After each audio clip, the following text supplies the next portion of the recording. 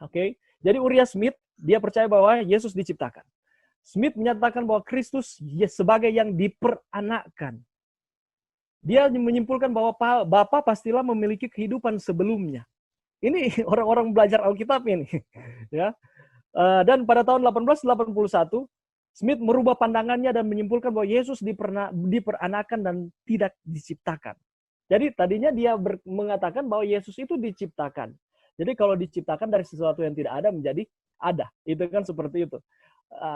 Tapi dia rubah statementnya dari diciptakan sebagai makhluk pertama yang diciptakan, diperanakkan, begotten, Yohanes 3 ayat 16. Dia diperanakan dengan definisi bahwa Bapa pastilah katanya memiliki kehidupan sebelumnya dan memperanakkan Yesus. Seperti itu. Tetapi setelah pada tahun 1881 dia merubah dengan menyimpulkan bahwa bukan diciptakan, tapi dia mengambil stand pendirian bahwa diperanakan, sama seperti dengan statement yang kedua. Bahwa Yesus itu diperanakan dan bukan diciptakan. Bahwa Bapa memiliki kehidupan sebelumnya dan Yesus ada, seperti itu. Oke, ini Uriah Smith.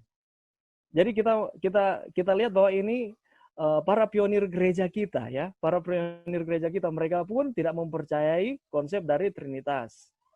Dan James White meragukan akan konsep dari Trinitas. James White, Uriah Smith, dan orang-orang ini. Saya tidak akan bahas satu persatu. Dengan konsep-konsep, kalau teman-teman atau saudara-saudara yang sedang menyaksikan ini rindu untuk melihat akan siapa mereka ini dan apa statement mereka, doktrin mereka, atau pandangan mereka, silakan buka di ada di bawah, ada sumber-sumbernya, saya taruh di situ semua supaya kita boleh dengan jelas boleh lihat.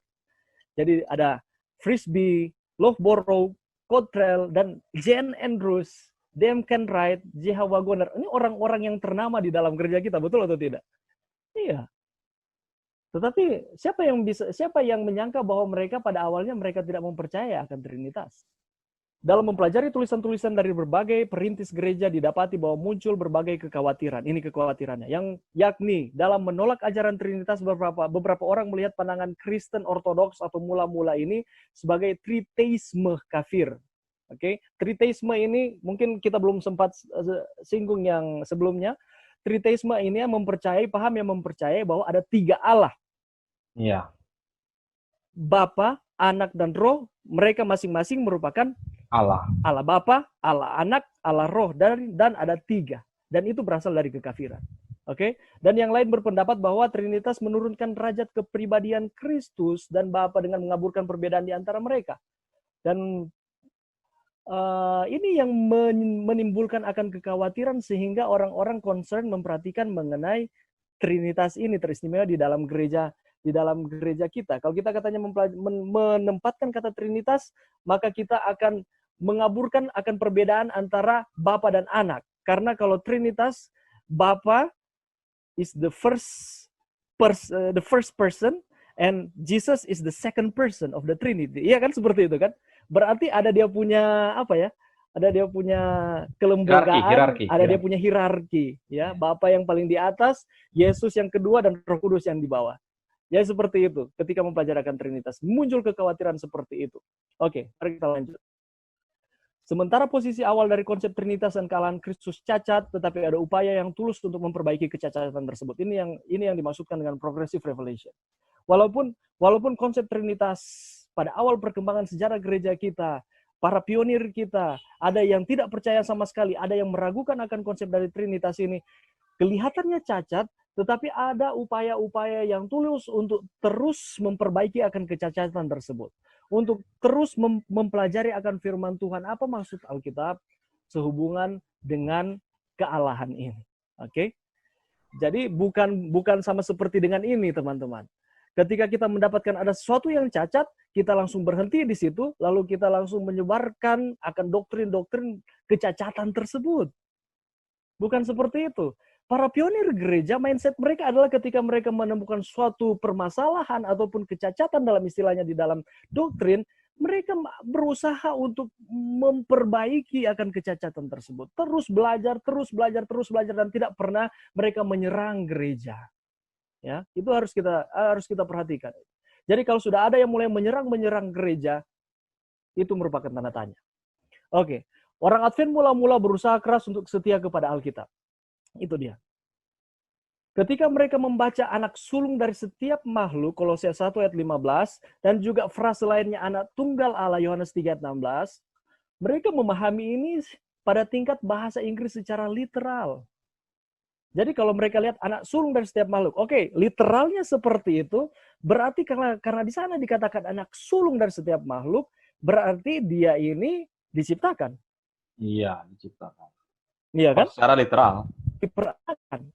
Jadi kan literalnya seperti itu. Langsung terima mentah-mentah. Atau anak tunggal Allah, berarti dia anak tunggal Allah. Berarti dia anak dari Allah yang tunggal. Berarti dia ini anak. Berarti dia ini diperanakan.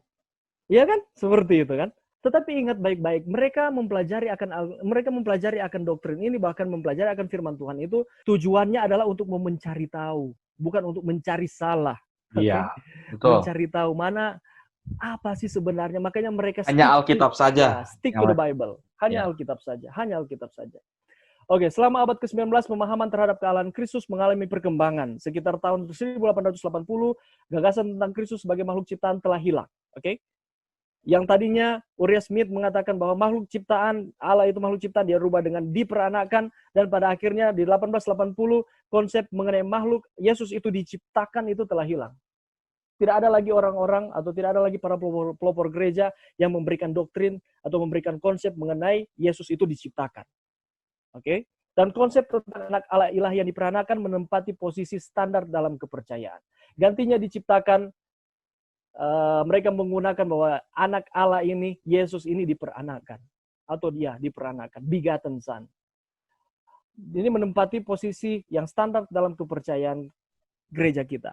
Dan Kristus dijelaskan sebagai pencipta bersama dengan Bapa. Yang tadinya sebelum 1880 mereka menyatakan bahwa Kristus itu tidak setara dengan Bapa. Kristus itu diciptakan, tetapi setelah 1880 ataupun pada tahun sekitar tahun 1880 mereka mulai merubah akan paradigma mereka, konsep mereka. Tadinya diciptakan, diganti dengan diperanakan, dan ditempatkanlah posisi Kristus itu sebagai pencipta bersama dengan siapa katanya? Bersama dengan Bapa. Oke. Oke, ini dia. Mari kita lihat pemahaman Advent atau gereja Advent mula-mula tentang Roh Kudus. Oknum yang ketiga di dalam kealahan. Tentang Roh Kudus hingga sekitar tahun 1888. Ketika saya berbicara ini, saya tidak asal berbicara, tapi ketika saya berbicara ini ada sumber yang jelas yang saya taruh di bawahnya. Jadi saudara-saudara bisa cek itu. Oke, pandangan pionir gereja Advent tentang Roh Kudus ialah mereka menolak gagasan bahwa Roh Kudus memiliki kepribadian. Tadinya Yesus mereka katakan bahwa mereka menolak bahwa Yesus itu setara dengan Bapa, dan Yesus itu dijadikan, diciptakan. Kalau Roh Kudus di sini dikatakan mereka menolak gagasan bahwa Roh Kudus itu memiliki kepribadian. Dengan kata lain, dia itu bukan individu, dia itu bukan personal, dia tidak memiliki akan kepribadian. Pandangan mula-mula ya, saudara-saudara ya, pandangan mula-mula. Bagi mereka kealahan mencakup Bapa yang Maha Kuasa dan Maha Tahu, Anak Allah sebelum inkarnasi yang pada akhirnya diperanakan, yakni Kristus Yesus, dan Roh Kudus sebagai perwujudan dari kehadiran atau kuasa Bapa atau Putra. Mari kita highlight di sini. Di sana dikatakan bahwa kealahan itu mencakup Bapa yang Maha Kuasa, Anak Allah sebelum inkarnasi yang pada akhirnya diperanakan, ya pada saat dia berinkarnasi menjadi Yesus Kristus, dan Roh Kudus katanya sebagai apa katanya? Perwujudan dari kehadiran atau kuasa. Perwujudan dari kuasa Bapa atau Putra. Jadi Roh Kudus itu lebih ke kuasa, bukan pribadi. Orang Advent menekankan kepribadian yang terpisah dan berbeda dari Bapa dan Anak. Bagi para pionir gereja Advent mula-mula, kepribadian mencangkup bentuk fisik. Jadi bagi pionir gereja untuk menyatakan bahwa Roh Kudus itu sebagai suatu pribadi, itu sangat sulit mereka pahami oleh karena kalau mau dikatakan kepribadian harus ada bentuk fisik, harus ada manifestasi fisik di sana. Ya. Sehingga kalau kita pelajari di dalam Kisah Para Rasul, di sana dikatakan ataupun ketika Yesus di Matius pasal 4, ya, Roh Kudus di sana ada hanya seperti lidah-lidah api ataupun burung merpati. Dan ini sangat sulit bagi para pionir pada waktu itu untuk mempercayai bahwa Roh Kudus itu individu. Karena mereka katakan bahwa individu itu harus memiliki kepribadian mencakup apa katanya bentuk fisik, harus ada bentuk fisiknya. Dan ini menyebabkan Roh Kudus itu katanya tidak bisa hadir di mana-mana. Nah, kenapa Roh Kudus itu bisa hadir di mana-mana? Parakletos, oleh karena katanya dia tidak memiliki apa? Kepribadian. Dia tidak memiliki bentuk fisik. Karena kalau dia memiliki bentuk fisik, maka sulit dia mau ke sana, sulit dia mau kemari. Sama seperti dengan Yesus. Yesus cuma ada di Timur Tengah. Dia tidak bisa langsung pada waktu yang bersamaan, dia ada di tempat lain.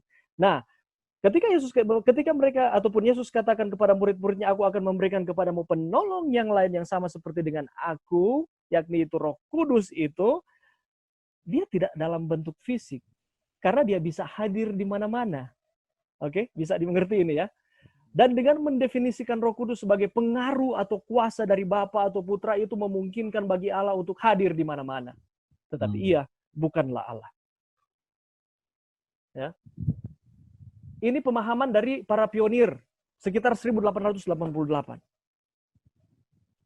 mengenai Roh Kudus. Jadi kalau Roh Kudus itu dia katanya ada bentuk fisiknya, dia tidak bisa hadir di mana-mana. Oke, jadi sekitar tahun 1888 di sana dikatakan Roh Kudus itu adalah kuasa, Roh Kudus itu adalah pengaruh sehingga dia boleh hadir di mana-mana, tetapi ia bukan apa katanya? Allah. Oke, dia bukan Allah ya, dia bukan Allah menurut pemahaman mereka. Ini D.M. Kenwright katakan seperti itu. Oke. Mari kita lihat pionir gereja yang lain, J.H. Wagoner. Pada tahun 1877, J.H. Wagoner menulis tentang Roh Kudus sebagai it daripada he. Ya, jadi kalau itu bukan person kan? Bukan person. Itu menunjukkan kata benda kan? It's just a thing, common thing. It's just a thing. Like animals also we can call it it. Itu bukan person, ya. Itu bukan individu, itu bukan orang. Oknum. Jadi J.H. Wagoner yang menulis tentang Roh Kudus itu digunakan kata it loh di tahun 1877. Setelah menulis satu pertanyaan yang memiliki banyak kontroversi, itu katanya mengenai Roh Kudus, ia menjelaskan mengenai Roh Kudus sebagai kekuatan yang dahsyat dan misterius dari tahta alam semesta. Ini J.H. Wagoner dalam buku The Spirit of God tahun 1877.